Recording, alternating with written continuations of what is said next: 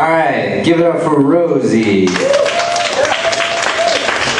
Now, while I move her prop, maybe you guys can shout out who you think she was. Bo Burnham. Bo Burnham. Yeah, you got it right. Who got it? You get a point. I can't see anything. Alright. Let's see. I don't have a girlfriend. I just know a girl who would get really mad if she heard me say that. One time a guy handed me a picture. He said, "Here's a picture of me when I was younger." I'm like, dude, every picture of you is of you when you were younger. I used to do drugs. I still do, but I used to too. Alright, we're gonna keep the show moving along. Everybody put your hands together for Winston Smith.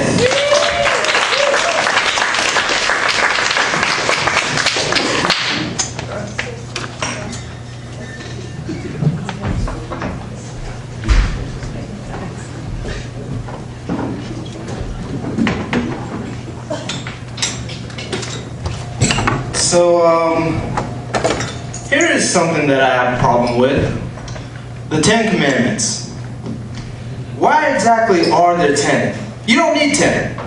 10, I think the list of 10 Commandments was deliberately and artificially inflated just to get them up to 10. Here's what actually happened. About 5,000 years ago, a bunch of religious and political hustlers got together and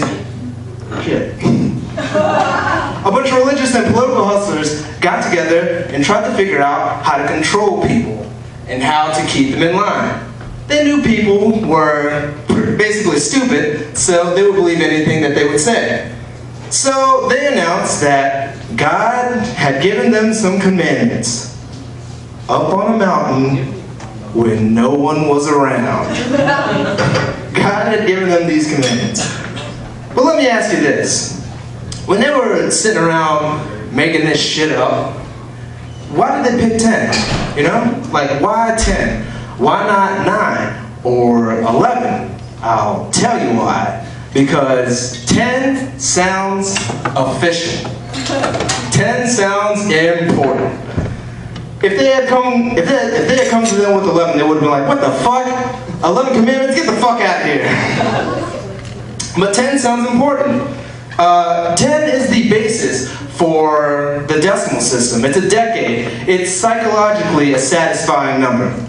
So 10 Commandments was actually a marketing decision. It was a marketing decision, yeah. But clearly, I think the list is bullshit. And it's just a political article or political document that was artificially inflated just to sell better. So I'm going to now show you how you can reduce the number of commandments. I'm going to show you how you can reduce the number of commandments and come up with a list that's more workable and logical. And I'm going to start with the first 3, and I'm going to do the Roman Catholic version because that's the one that I was taught as a little boy. I am the Lord thy God. Thou shalt not have strange gods before me. Thou shalt not...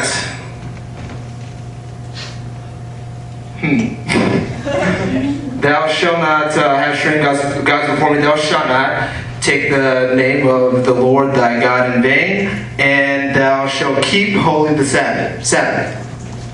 Right off the bat, the first 3, pure fucking bullshit. Lord's name, Black Sabbath, strange gods, spooky language meant to scare and control people. Nothing about that, nothing about this superstitious nonsense applies to the life of an intelligent, civilized human being in the 21st century. So we throw away the first 3 and you're down to 7. Next, honor thy father and mother. Obedience. Respect for authority. And the truth is, respect and obedience shouldn't be automatic. it should be earned. Respect should be earned, and it should be based on parents' performance. Some parents do deserve respect, most of them don't. Period.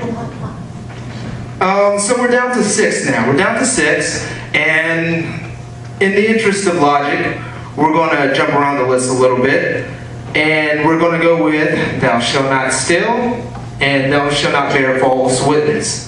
Stealing and lying. Now when you think about it, those two actually prohibit the same kind of behavior, dishonesty. So we should just combine the two of them together, and we can call that commandment, thou shalt not be dishonest. And while we're going ahead and combining them, we might as well combine another two that belong together, and that's thou shalt not commit adultery, and thou shalt not covet thy neighbor's wife.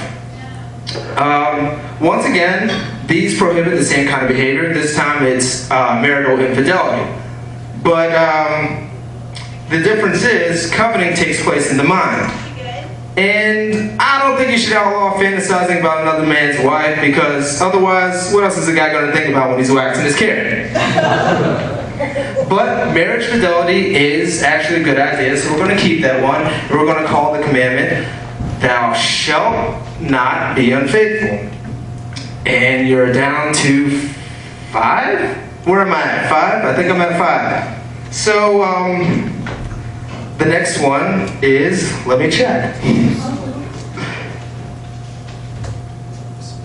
Oh yeah, but when you think about it, honesty and fidelity actually are part of the same overall value.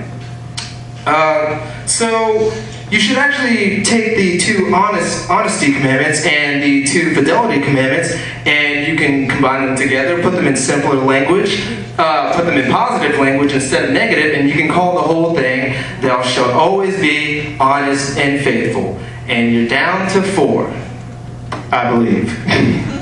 Yes. No. You're down to 3 at that point. So you're down to 3 now. And the next one is, thou shalt not covet thy neighbor's goods. This one is just plain fucking stupid. Coveting your neighbor's goods is what keeps the economy going. Your neighbor has a vibrator that plays O Come O Ye Faithful. You want one too. Coveting creates jobs. Leave it alone. So now we're down to 2 commandments, the honesty and fidelity one, the big one, and then the one that we haven't talked about yet, thou shalt not kill, murder, the 5th commandment. But when you think about it, religious people don't really have a problem with murder. I mean, more people die in the name of God than for any other reason. You can look at the Inquisition, the Crusades, and the World Trade Center, and you can tell just how seriously the religious folk take thou shalt not kill. It's all a matter of who's killing and who's being killed. So, with that in mind, I'm giving you now the revised list of the 2 commandments. Thou shalt always be faithful and honest to the provider of thy nookie, and thou shalt try really, really hard not to kill anyone. Unless, of course, that person prays to another invisible man than the one that you pray to. That's all you need, 2 commandments. Moses could have carried it down in his fucking pocket. And I wouldn't have a problem with those folks in Alabama posting on their courthouse wall, just as long as they added one more additional commandment. Thou shalt keep thy religion to thyself.